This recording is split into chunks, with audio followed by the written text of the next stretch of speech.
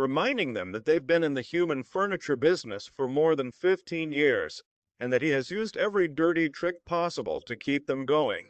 From the start, it's clear he's a man with very little respect for others, since he has several men serving as chairs for his associates to sit on, and even uses one of their hands as an ashtray. Today marks an important occasion for their shady operation, so they decide to celebrate. A guy with glasses pours a glass of wine, and then passes it to a taster to take the first sip and confirm there's no poison before the boss drinks it. The taster samples the wine and gives the all clear, assuring that the drink is safe. With that, the boss pours himself a glass and takes a sip, but almost immediately, after that single drink, he begins to collapse, making it clear that the drink was actually poisoned.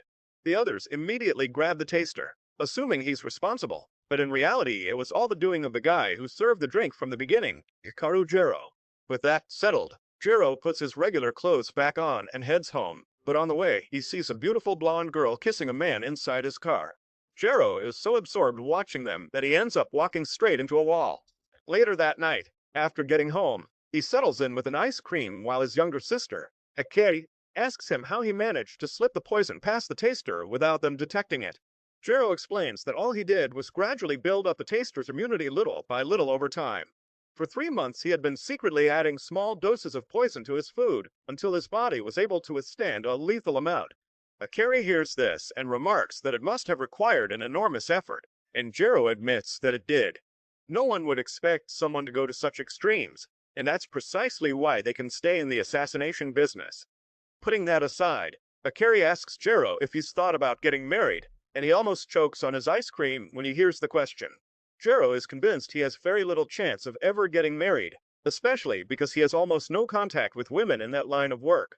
Remember that his grandmother wants one of them to take the position as the new leader of the Poison Clan, and when he told her he couldn't because he was single, she decided to match him with a complete stranger from a branch family and nearly forced him to marry her right then and there. Jiro knows that means if he remains single, the line of poison experts will end with him. Akeri acknowledges that, adding that it's not like she can imagine many girls chasing after him anyway.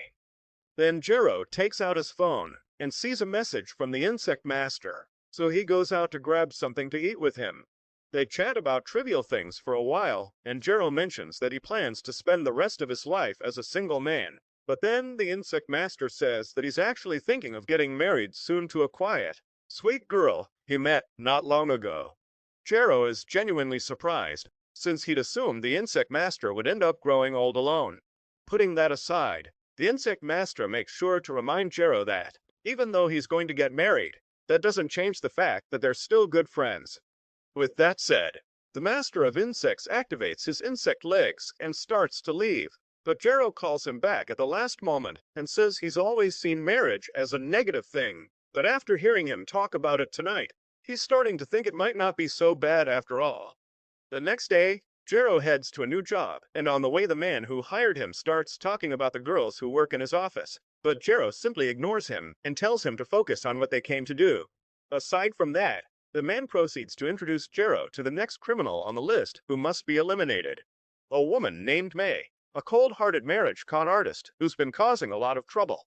He asks Jiro to take care of her. Our hero wastes no time, injecting her with a serum and warning that a severe nerve paralysis has begun, spreading toward the brain. He says that in seconds she'll be writhing in agony, as if being ripped open from the inside alive. Instead of panicking, May flirts with Jiro. He doesn't bite, thinking it's just her last desperate try to save herself right now.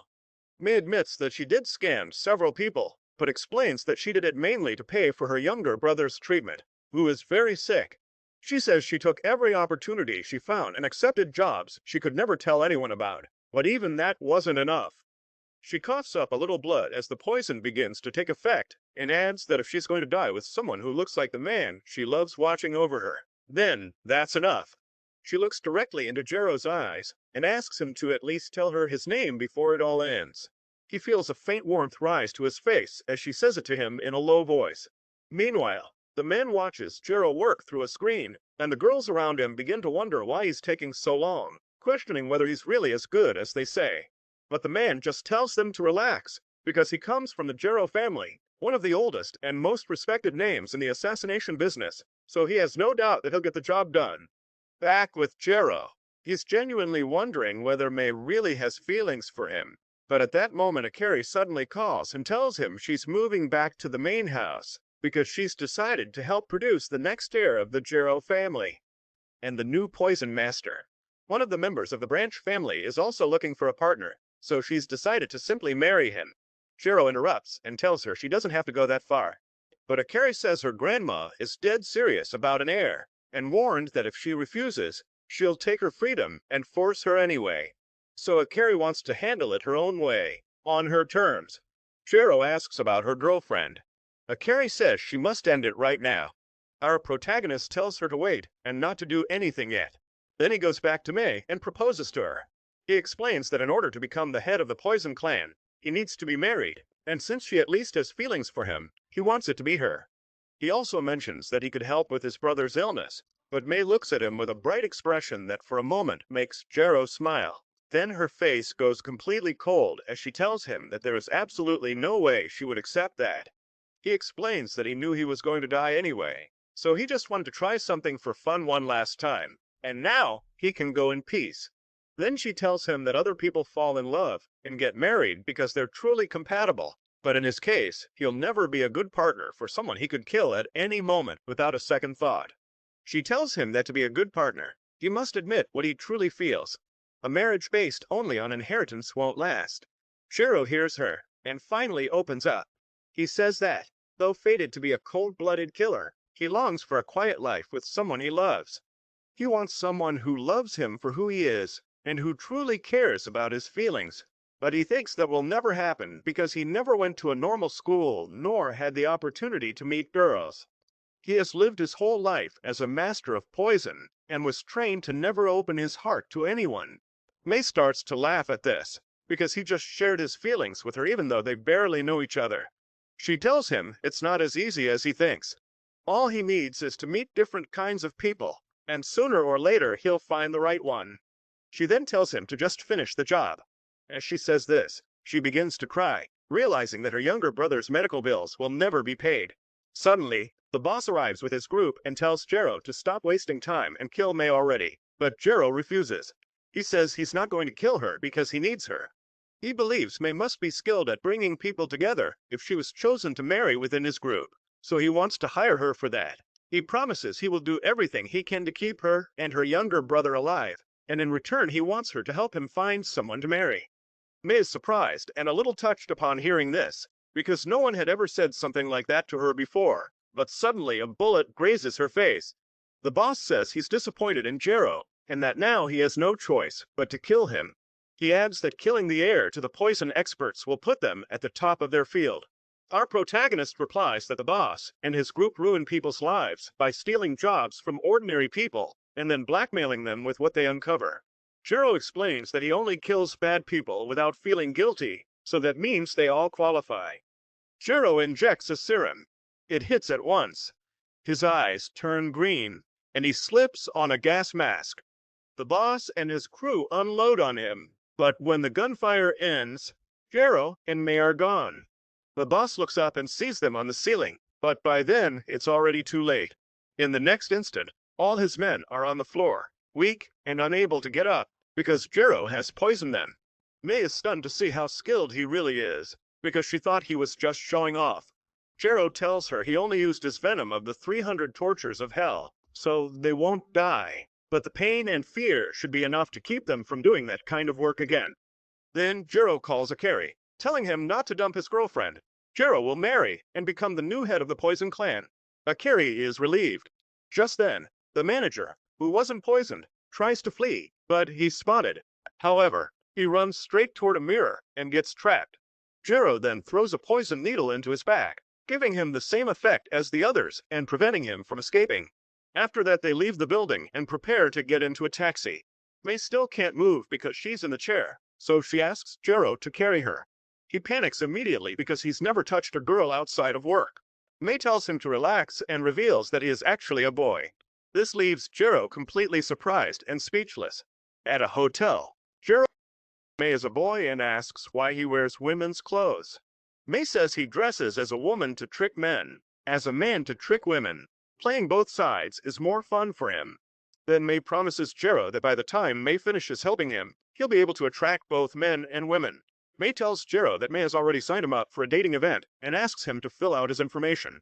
The next day, they attend the event and notice that there are many more men than women. To fix it, May dresses up as a woman and attracts the attention of many men, which reduces the number of rivals Jero has to face. Jero learns that first impressions are very important, so May decides they should find his natural charm and bring it out. When Jero talks to his first girl, he immediately tells her that he earns millions of dollars a year. This makes her lose interest and reject him.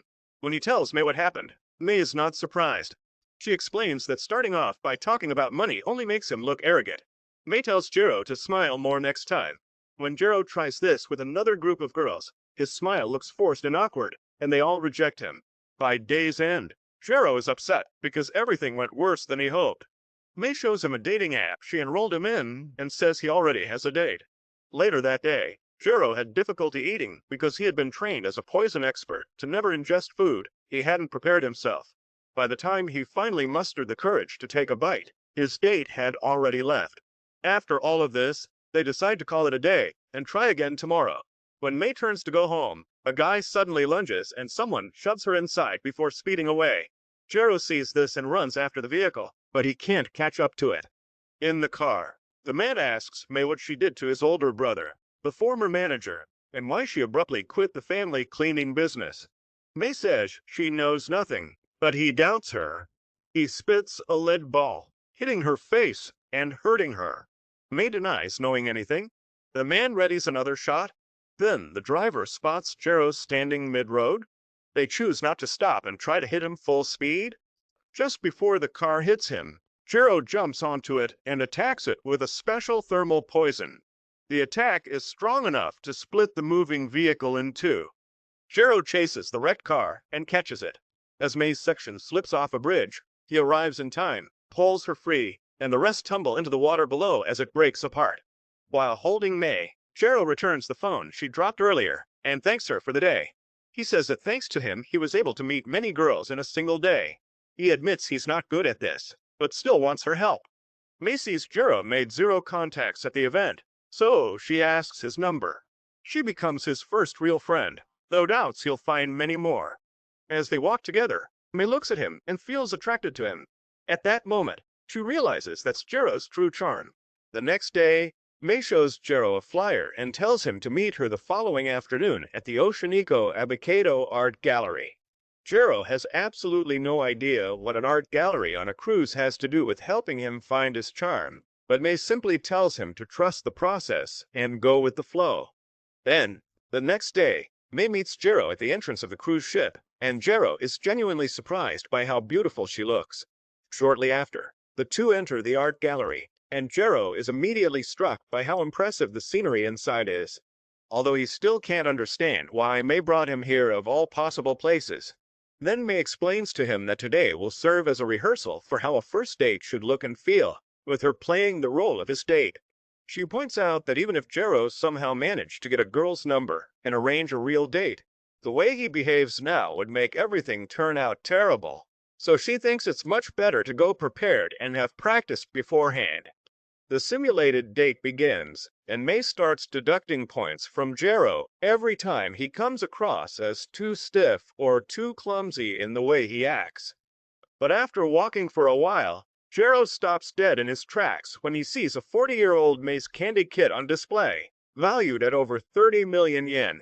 Something about it makes Jero start speaking naturally and with genuine responsibility, and he ends up having a surprisingly charming conversation with May about the candy kit without even trying. May is impressed enough to give him an extra 30 points on the spot and, for the first time, feels a genuine hope about what he might be capable of achieving.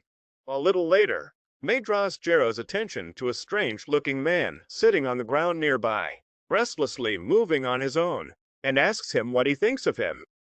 Jero's first instinct is that the man must be homeless or dealing with some kind of mental health issue, but then a group of tourists suddenly spots him and immediately gathers around him excitedly. She explains to me that the man is none other than Mr. Shiratori, one of the most celebrated and well-known young painters in the country. She uses him as a living example to show Jero that people are generally drawn to others because of their unique talents and gifts. Mr. Shiratori can appear and behave in ways that seem completely strange to an outsider, but his fans wouldn't want him any other way because he has already completely won them over with his extraordinary skill. Jero takes that in, but tells her he doesn't think he has anything like that going for him. May tells him he's wrong to think that. She brings up what happened with the person in charge when he cleared a room full of dangerous men and got her out of there on his own. She tells him she has no doubt that something like that is a genuine part of his charm. That said, she tells him to forget dating apps and parties for finding a partner, because she thinks the best way for him to find someone is by helping people. She suggests things like rescuing hostages, protecting important people, and letting the girls notice him while he does a good job.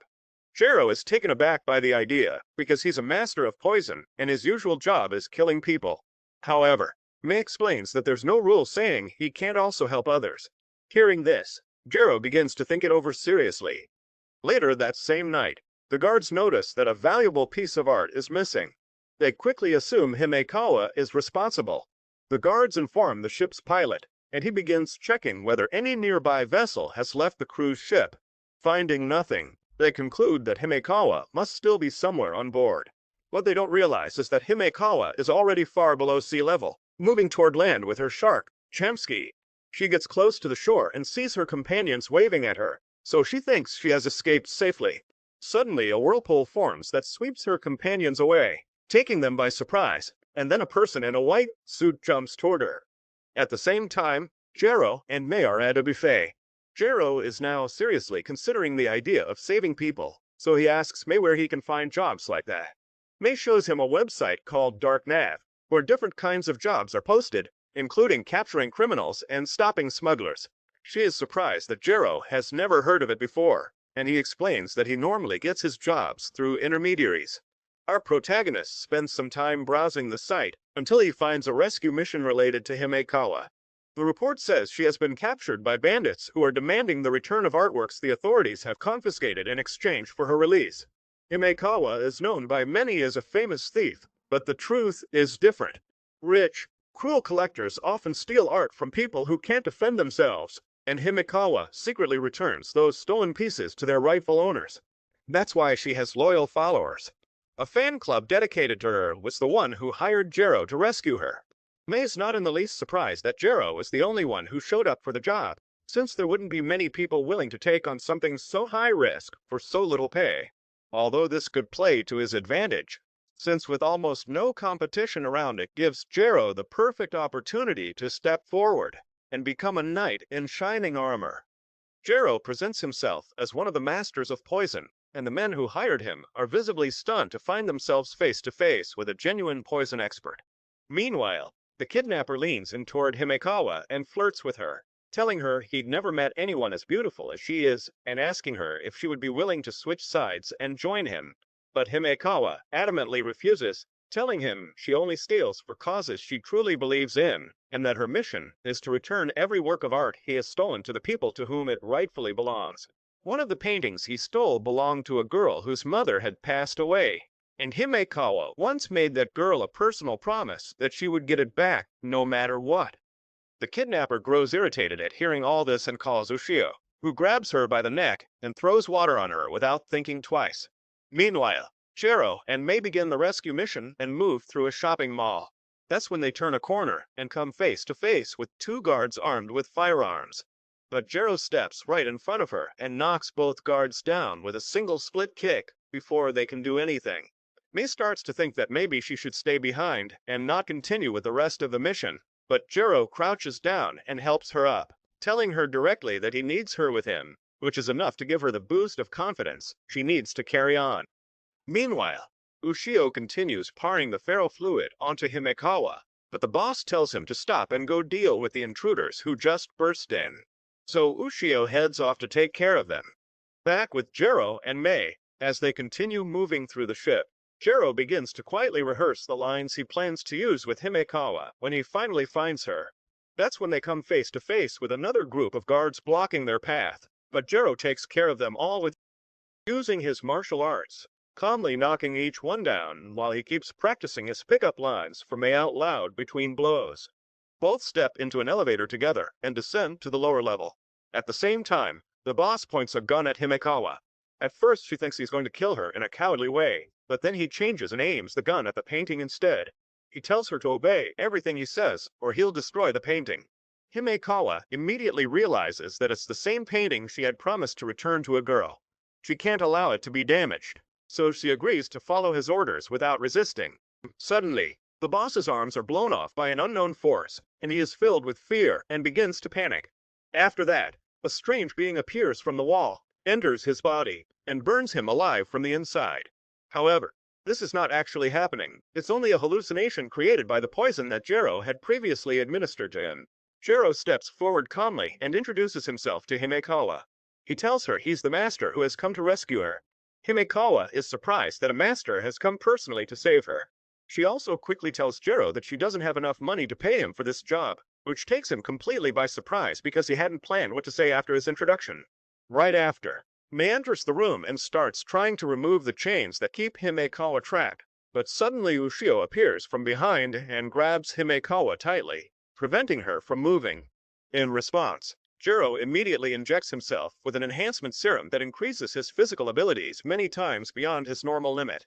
Then he lunges straight at Ushio, but she suddenly vanishes from sight and reappears elsewhere, leaving Himekawa behind amid the confusion. Because of this, Jiro quickly throws Himekawa toward Mei so she can keep her safe and out of danger. Ushio then attacks using water fists. The force of her attack is so great that it breaks the ground beneath them and causes both of them to fall, continuing the fight on a lower level of the building. After that, Ushio quickly lunges at Jiro again, but instead of continuing to attack immediately, she suddenly apologizes to him for not having properly introduced herself earlier. She then offers him her business card, since she knows Jiro is a master of poison, and asks if he wants to resolve the situation privately instead of fighting. Ushio explains that she is also a water master. She believes that if two masters fought seriously, the damage would be too great and would far exceed what Jiro is being paid for this job. That's why she offers him 10 times the amount her client originally promised if he agrees to leave Himekawa and abandon the mission completely. Mei watches the chaos. Baffled, Jiro's enhancement syringe rolls to her feet. Seeing liquid still inside, she reaches for it, but Jiro suddenly shouts, "Don't touch that!" She hesitates, hand midair, trying to grasp what's going on. Ushio sees this reaction and immediately understands that the substance is not a normal serum, but actually a very dangerous poison. Ushio then explains that masters inherit modified lineages that are connected to their special abilities. In the case of poison masters, their lineage strengthens their body when they are exposed to a lethal dose of poison. However, Jiro explains that that's not the whole truth. He adds that it's actually also a curse that forces poison masters to finish off their target before